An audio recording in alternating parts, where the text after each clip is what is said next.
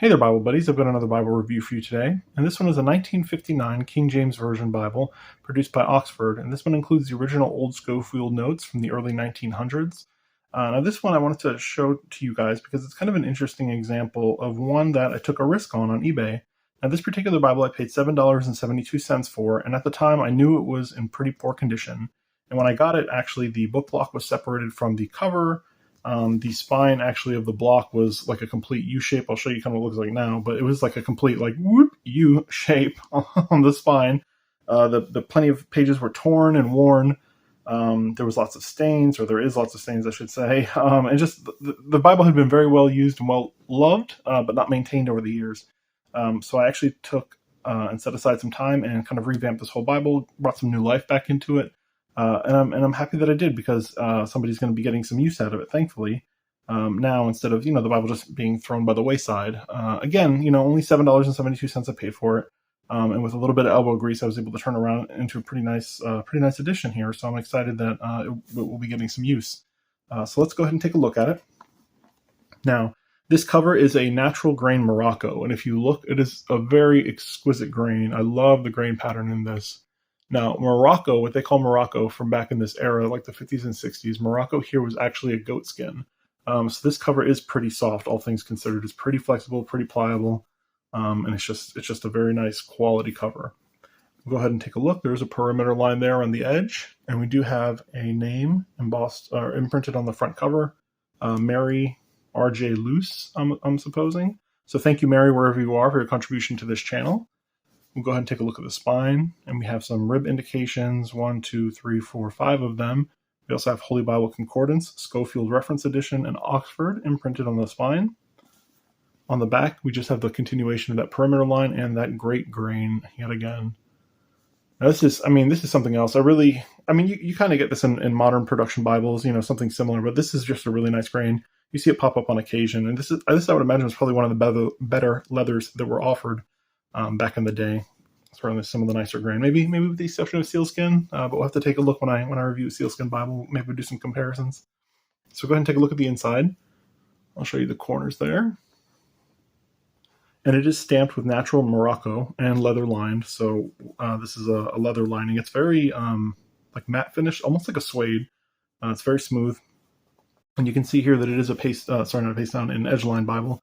So this leather here does go up onto the edge, does go up onto the text block, and then you have a piece of paper covering that up there. And this is just black paper. Now, an interesting to note is this black paper is kind of textured.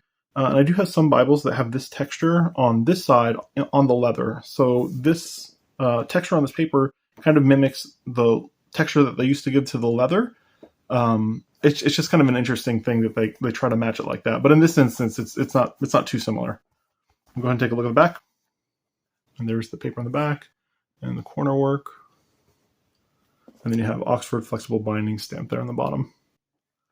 Now, we do have two ribbons. These ribbons were replaced. Originally, they were black double-sided satin ribbons, black single-sided satin ribbons. But they were, like I said, they were worn and torn. They were kind of twisted and falling apart. So I replaced them with these two, I know, pink ribbons, right, for me. Sometimes you kind of get like a little theme in your head of what you want to do with the Bible. And, Mary originally owned this Bible, so I wanted to keep it in that vein, a Bible for Mary. So I did two ribbons, a dark pink and a light pink. They're double-sided satin ribbons.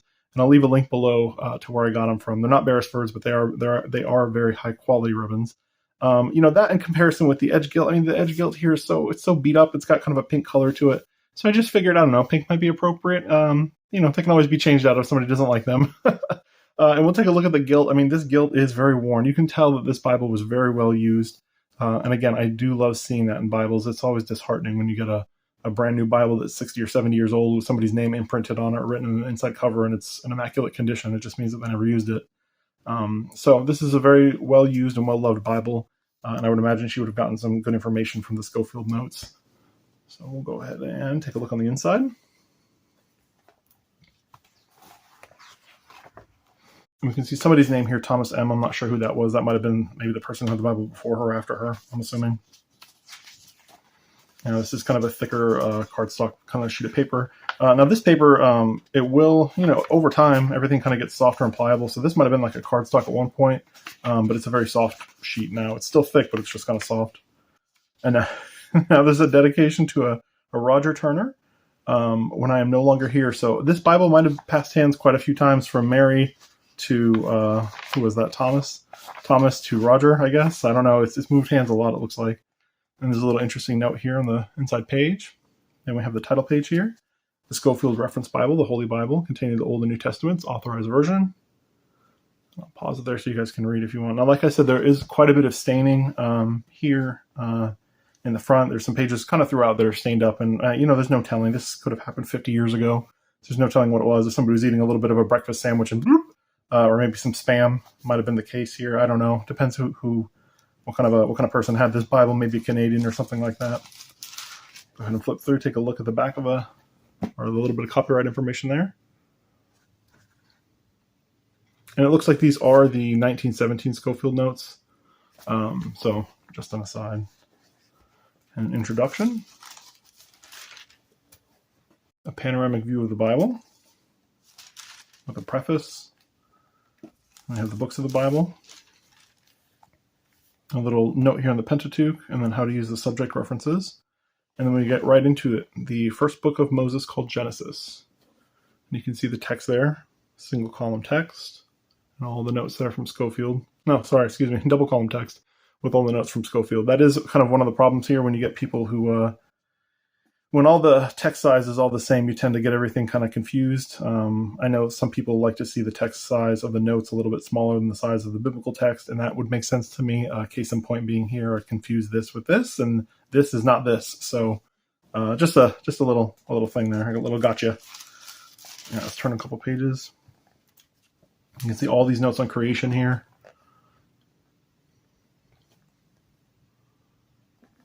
All right, and so what we have here, we have the book name. We do have the dates, the approximate dates of when everything took place.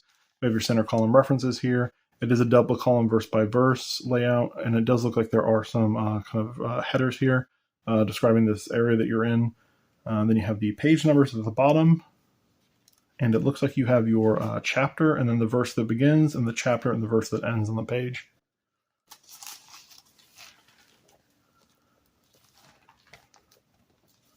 There are quite a few notes.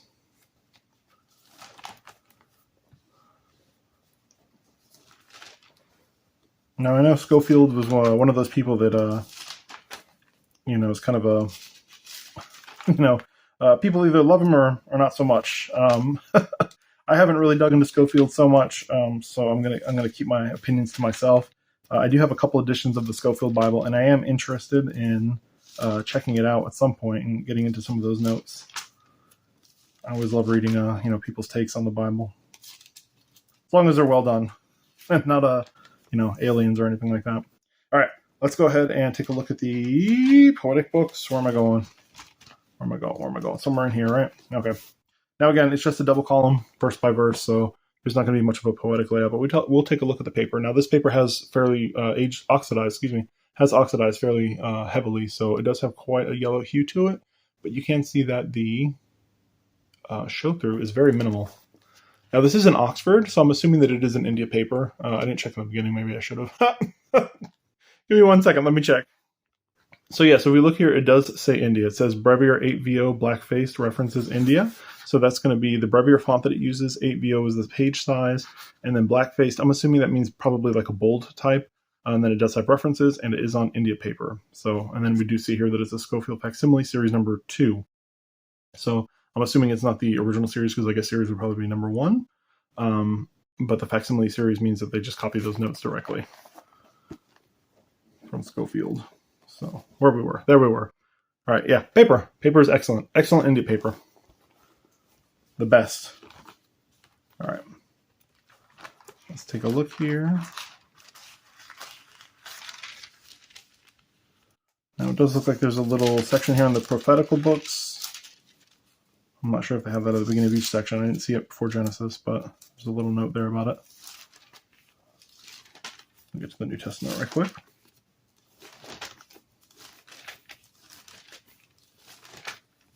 There's some more staining you can see.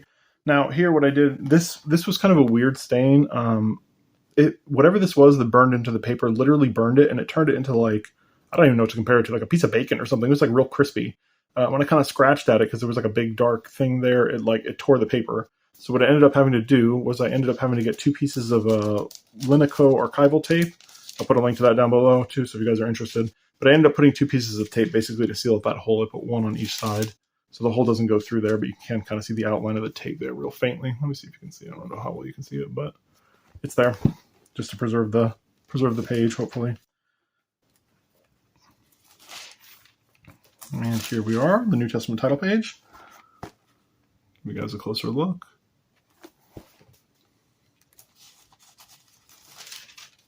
We have a little note on the 4 Gospels. A little, a page and a half. And there we go, another note on the subject references. And then the Gospel according to Matthew. Now this is going to be a black letter text, so we will not see any, any fireworks in Matthew 5 and 6. There you go. We get to the end of the Bible. Now there is quite a sizable amount of helps here. These Scofield editions have a lot of information in them. So we'll kind of chunk through it. So you have the end of the Bible there, and then you have the use of the index. And the index there. Scofield Reference Bible, for the Scofield Reference Bible.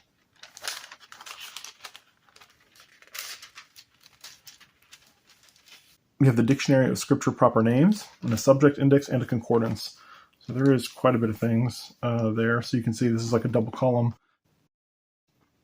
with a lot of the names here, the proper pronunciation, and where they are used, the names. Then we have the subject index. See a few entries there.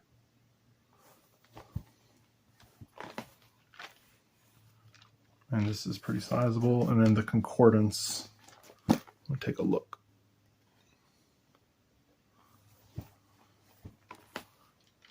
And the concordance is very detailed. There we go.